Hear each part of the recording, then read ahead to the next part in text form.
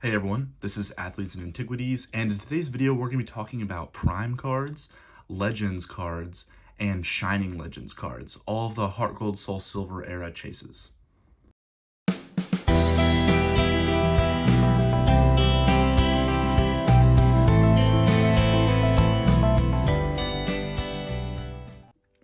So, the Heartgold Soulsilver era is actually one of my favorite eras. It's one of the ones I grew up during, and the game was arguably, in my opinion, at its peak in that time. There was really interesting chases that never saw the light of day ever again, and it was just a very cool time, kind of like on the come up. Not really, because it was kind of like a low period still in the hobby, but it was gearing up into the black and white era, and the black and white era is where we saw a big jump in popularity as the games were so successful. So the first chases in the Heartgold Soulsilver era are the primes, and I don't have many primes. I have, what is this, 7, and 2 of them are Slowking. I didn't collect these too much as a kid, or kind of like I was picking these up for like $1, $2, $3 at the most a few years ago, probably like 2016, and I stopped because I started focusing on the EX era more. But I really wish I kept on going, because these cards have gotten a lot more expensive, and I wish I got it. I mean, obviously, I wish I got it cheaper. But now that they're at the price they're at, they're not something that's at the top of my list anymore. But they are beautiful cards. They actually get a lot of hate for some reason. A lot of people say they're very dull. Basically, there's this like little like explosion or like twisted metal look coming out of the card. There's like star pattern here, and it's a very like dark, shadowed, close-up view of that character. So you see Donphan, very close up, almost like a sinister angle on his face. This card was actually very playable. I'll talk about playability for a bit. So these primes were actually very playable because they weren't like level X's where you had to put it on another Donphan. You'd put it on its prior evolution, and or if it was a basic, obviously you couldn't place it down, but they were strong but not game breaking. And this is why I think the hobby was at its best, because the game itself was so good. This is when I was playing, because the chase cards here, the shiny cards, were very good, in most cases better than the other cards, but the normal holos were still good enough to be able to compete. And now you see pretty much it's all like V's, V stars, V maxes. That runs the meta.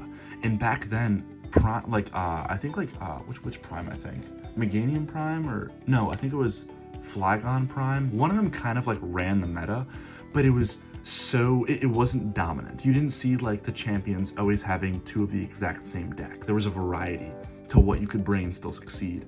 And now it's very like there's only a few sets that are a few decks that are actually viable, and everything else is trash. But that was not a thing in the Heartgold Soulsilver era. Like, this Donphan was really good. For 1 energy, you're doing 60 damage, and it does 10 damage to each of your benched Pokemon, but there are stadiums to block that. You can switch out to nullify damage. There's a lot of ways that made Donphan really good, but not game-breaking. So things like that were really good. I have a Machamp here, Celebi. I don't have very many of these, honestly. Like I said, I wish I collected more. But I just have a few here. I have 2 Slowkings, and I have a Japanese first edition Kingdra. One thing is interesting is the unlimited primes are very rare. The first edition Japanese primes are actually significantly more common than the unlimited. So if you find an unlimited, you might think it's the other way around, like for WotC, but unlimited is significantly more expensive. So if you have one, definitely think about either just keeping good care of it, or if you're thinking of selling it, whatever. But so primes were really cool. I loved them. I loved the dark, like close up, like the Celebi here, just zooming in on the face. I was a big fan of that, but a lot of people weren't. And now I'm about to say a hot take. So now we're going into Legends, and Legends are honestly not my cup of tea. So I don't have any, as you can probably guess by the fact that there's none on screen. But Legends, I'll put some on screen. Basically, it was 2 cards that you would have to place at the same time, and it would create 1 large, much more powerful card. If that reminds you of something, they kind of basically rehashed that with V-Union recently, where I think V-Union is 4. You have to put together, but this one is 2 you place together. There was like a Lugia one, a phenomenal art, Ho-Oh one, a Darkrai and Cresselia combo, I think there's one of like all of the legendary dogs, and they're beautiful cards.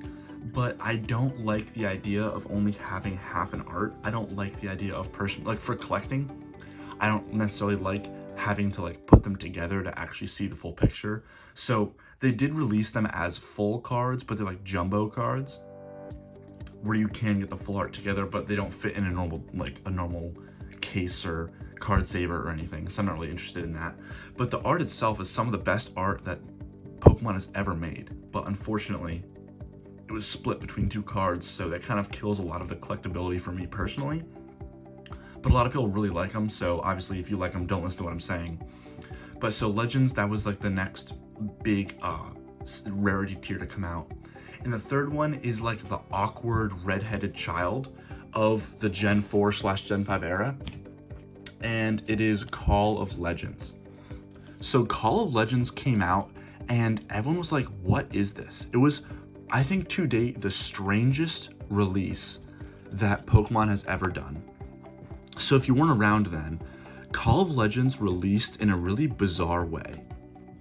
It released in between Heartgold Soulsilver and Black and White. It wasn't Heartgold Soulsilver Call of Legends. It wasn't Black and White Call of Legends. It was just Call of Legends.